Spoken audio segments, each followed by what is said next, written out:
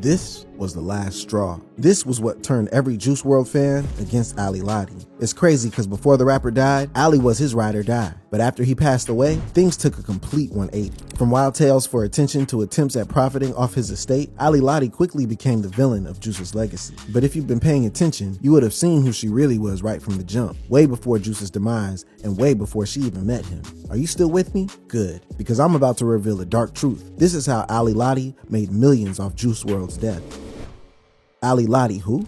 Before the tears and social media backlash, before the airport incident that took Juice WRLD's life, before sneaking into his DMs and starting one of the most highly publicized hip-hop relationships of all time, Ali was a native of New Jersey, a country girl if you will. She was born Alicia Leon on the 28th of May, 1992, to a black father and Puerto Rican mother. I mean, my mom had me when she was 15. Oh, wow. So after my mom having me that young and then learning, like my mom was such a, like my biological mom was such a great mom with teaching me about myself. Having a child at 15 was wild enough for Ali's mama, but what made life much harder for the two was that Ali's father had removed himself from the family picture from the very beginning of Ali's life. I know Ali Lotti isn't the most chatty person about her background, but when she talks, she hardly says anything about her pops, and that's because she disowned him a long time ago. So Ali was forced to grow up without her father figure in her life, and by the time she was 17, after she was done with high school, she decided she wanted to move out of Jersey to live on her own. For the next 5 years, Ali would live on the road, all within Tennessee though, skipping between different cities in Alabama to Memphis and Vegas. During this period, Ali got a dog, worked as a bartender, did some dancing, if you know what I mean,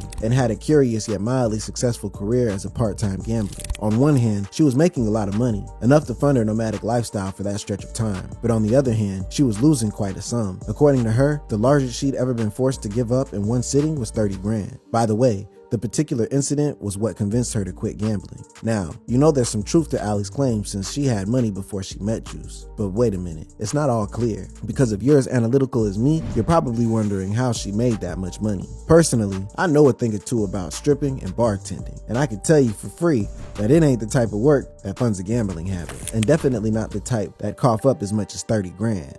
Yeah, did a couple tours, did a couple this, did a couple that. Yeah, I would go with my friend. I've been in this process. I guess what, industry. Okay. For a minute. Industry? Tours? You know what she's really talking about here. Before Juice, Ali Lotti was for the streets. And believe me, fam, I'm not shaming nobody. A girl's gotta do what a girl's gotta do. But since we both know you won't be hearing the truth of these industry tours from Ali, I'll help you out with the details. First, we need receipts. And I don't think anything comes as close as this tweet from April 2018. A few months before, she and Juice made it official, where she said, "Not your boyfriend anymore, I'm with your favorite rappers." Now, if you think she's referring to Juice, I'd ask you to be more open-minded, because in the other tweet from a few months back in 2017, she was professing love for Trippie Redd on the Wrld app. But then again, that could easily mean anything and nothing. People talk shit they don't mean on Twitter all the time. You know how many times I've tweeted love for Coi Leray? It don't mean I'm jumping PJs to LA for some of that. I'm not, trust me. But since we are already on the subject, 2 months before Juice and Ali became official, she tweeted something about meeting up with Offset in Colorado. And I'm inclined to believe it was more than just a meet and greet. However, she wasn't in the air with rappers. Ali was in their DMs. I mean, that's how she got Juice's attention. She shot him one. But I don't need to tell you that he wasn't the first. Some hacker got into her iCloud and was able to get his hands on a couple of messages that showed how Ali DM'd the then 17-year-old Lil Pump. Now, like I said before, it's all speculations based on verifiable evidence. The tweets are still there on her timeline, so you can go and check yourself and draw up your own conclusions. For now, let's move on to one of the greatest highlights of Ali's life, the extended months of intense twisted romance that she shared with Juice. Love and drugs. Whoever the this kid, like I couldn't even make out his face or who he was, right? I was like, I don't know who the this kid is, but because I don't know what version I was watching of this, because it was so new. You know what I mean? Like, I was like, this is, if I made music, like if I knew how, like if I didn't sound like Fran Dresser, like this is what I would do. This sounds pretty on paper, but those who have been down the rabbit hole of Ali's life before Juice know this isn't entirely true. Because before she met Juice in person, she wasn't really sold on his music, and that's putting it mildly. In this IG live, taken some months before she met Juice, Ali disses his music. Then she says rappers like him are the reason she can't listen to the radio. She also says she has to stop rappers before commenting on the size of Juice's. It's a lot, I know. Now, it's unclear if Juice had seen this clip before they met, and it's possible he did. and forgave her or something. But one thing is clear, Ali would later settle into his sound, recognize his potential, and reach out to Juice first, messaging him with the good music. Keep it up, kid. The first time they would meet physically in person was backstage of a show that Juice had performed in. According to the two, they fell in love immediately. But the situation was messy from jump because Juice was with another girl at the time. He was dating a lady named Alexia, and he'd cheat on her with Ali during this period. His fans hated it at the time, and his homies weren't on board either. In an interview with the New York Times, Juice said that they asked him, "What you doing with the girlfriend? You got all this stuff going on." But Juice was madly in love with Ali, and by November 2018, some 4 months after the DM, they would make their relationship official. Ali relocated her dogs to live with him in Los Angeles, and their epic romance entered full swing. Jared literally, he kidnapped me is the only way we could say it. It's like a joke that we would say, but it happened. I don't own anything from my house except for my dogs. Like, he wasn't trying to have you leave. He was just like, I No, he want did your not let presence. me leave. Juice wanted Ali by his side 24/7. They were inseparable. And unsurprisingly, she inspired a lot of the songs he wrote moving forward. Like this one from Flaws and Sins, where he said, I'm really all in love with all your flaws and sins. Your scars are really gorgeous. Ain't that a weird way of giving you compliments? But while all this sounds dreamy to any lonely lovebird out there, you gotta stop and ask, why her? What did Juice see in Ali that made him choose her? It's not common for rappers to be loyal to one woman, especially when that rapper had cheated on the girl before, and especially when that rapper was as young in the industry as Juice. But it's common knowledge that Juice was more than loyal to Ali. He was devoted. So what made them work? He would go ahead and talk to me more about what he was doing when it came down. Like, he's like, I'm upset. And I'm like,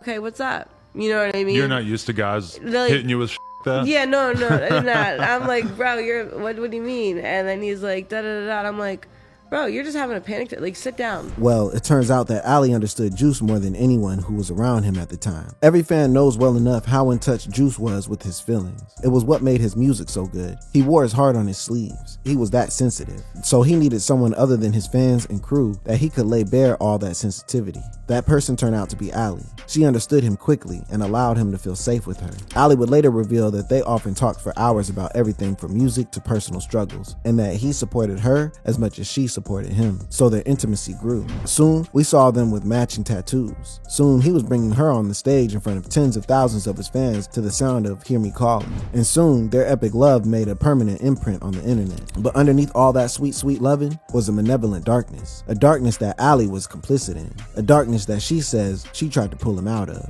Because while at one end of the room, they were all sunshines and roses, at the other end, the hip-hop couple had become junkies. Giving up their old girls for an autograph of the pic.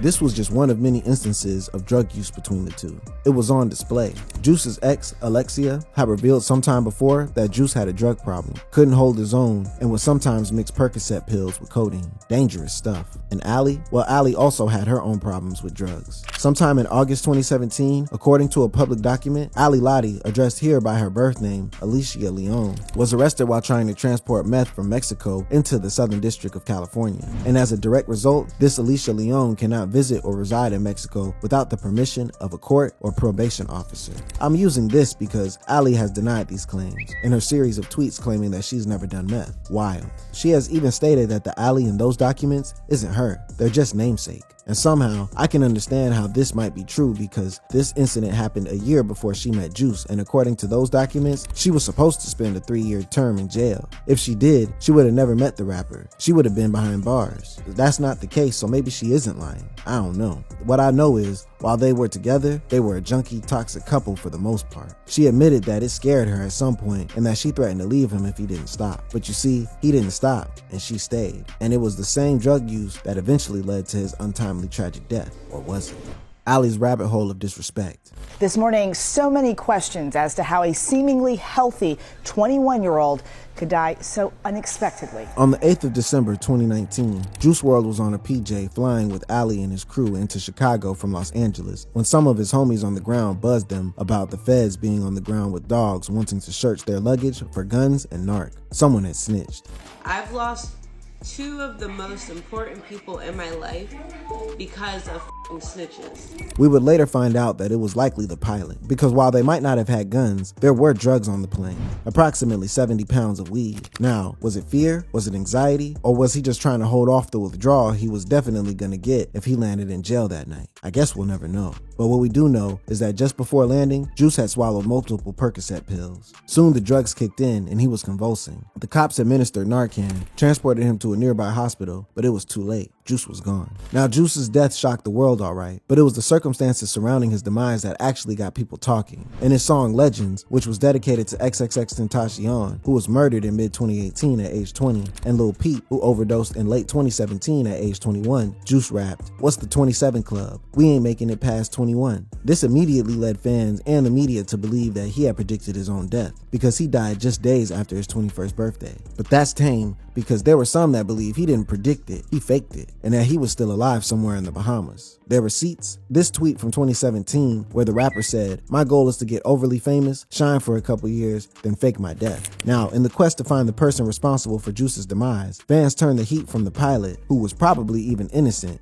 to Ali Lotti. Why? Well, it boils down to the 70 pounds of weed the feds found. Why on earth would Juice and his crew transport that much weed? There was no way it was just for them. One rumor was that his homies wanted it for a birthday party they planned for him because they hadn't been able to do anything on his actual day. Another rumor that actually began to make sense to fans was that Ali was in fact a drug dealer. I know. We've already gone through this. And she's clean, right? Yeah. Kinda. You know, I would have been happy to go along with the whole Alicia Leon is just a namesake theory if the same lady didn't get busted this January on drug charges. What drugs, you ask? The unholy trinity: meth, cocaine, and some good old heroin. Now, remember when she said she didn't know anything about meth? Well, turns out she was lying. Now, these charges were dropped, but she also bagged another charge of misdemeanor and theft of property. She pleaded guilty to misdemeanor possession of instruments of crime and got a 1-year suspended sentence and 6 months probation. The only reason she didn't get thrown into jail was because she's been good in the eyes of the law so far. Well, that's for the law. For the fans, Ali still had a lot of beef running, because Ali wasn't alone when all those charges was dropped on her. She was with her new lover, a guy named Carter Jameson, who was some agency scammer kid who stumbled on some money. How young was this Jameson fella? Well, he was 19 when they both got arrested. And just for research purposes, how old was Ali at the time? 29. She was 29, ladies and gentlemen. I won't say nothing. Now, it's okay if Ali wants to move on. In fact, it's for the best. The lady reportedly got pregnant 3 times for Juice and lost the pregnancy each time. I can't even imagine the layers of trauma if it's true. But I guess what really pissed Juice fans off was how Ali Lotti started giving her new boyfriend some of her former lover's items. First, it was Juice's jacket. Then, our new kid Jameson popped on the TL sporting one of Juice's Rolexes, the one with the blue face, playing the rapper's music in the background in what was most likely some sad attempt at paying homage to Juice's name. Because I don't want to believe he was trying to deliberately disrespect the dead rapper. But hey, no one was blaming him. They came after Lotti, who should have known better than to piss off an entire fan base with what everyone could see was just plain disrespect. But wait, it somehow gets worse, because someone ran a rumor that Lotti had covered the matching tattoos she made with Juice when he was alive. And to make matters just a little worse, the woman announced she would be creating an OnlyFans dedicated to Juice and herself. Okay, why an OnlyFans though? Why not just post what you want to post on a YouTube channel, Ali? Oh, you're sure you're going to be posting just updates about Juice's unreleased music like Chris Long did and like you promised in this tweet? You sure you're not going to be posting your corn just for $3 a sub, exploiting an entire fan base and the fame you got off your dead lover who would have been sick to see you on that kind of vibe? Oh well. What did y'all expect? Before Juice, she was in the streets. So what do you think was gonna happen after Juice? Now wait a minute, we're not done. Would you believe me if I told you it somehow gets worse? There's nothing that fuels an OnlyFans account better than controversy. And for Ali, that controversy came in the form of conspiracy rants she began on her other socials. The first incident happened in June 2022, when Lotti alleged that something very suspicious happened the day before Juice's death and that she wasn't gonna speak about it until she was sure it was safe. She said she had been silent for over a year and that it was time to share the truth. Then in November, the same month, she started her OnlyFans account. She would go rant this in an IG live session. You guys think he died from a drug overdose? You're wrong! You're wrong! Literally, you're wrong! So shit, okay? Suck a there's a lot of y'all don't know that I grieve through myself.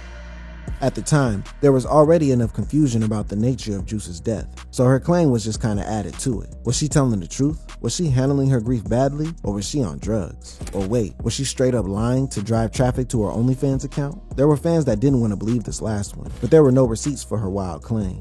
And as you might have probably guessed by now, it was clear that Ali was making a lot of money from the platform. How much? Well, when you consider that the highest earning OnlyFans creator makes at least $1 million every month, and when you consider that Ali would be at least in the league of mid to high earners, if not close to the top 10%, you wouldn't be wrong to assume she's cashing 5 to 6 figures every month. For someone who had been loud about protecting the late rapper's legacy, Ali Lotti's been going in the opposite direction, and the fans haven't and most likely won't stop coming for her. Oh, one fan recently tweeted, Asian Doll and Ali Lotti competing for worst girlfriend to their deceased boyfriends. Another fan responded to that tweet saying that she was actually worse than Asian Doll. Another tweeted, Ali Lotti could have been a perfect advocate for going against drug abuse, but she's done nothing since Juice died. If she did nothing, I'm sure everyone would be cool with her, but she did more than nothing, and that is the problem.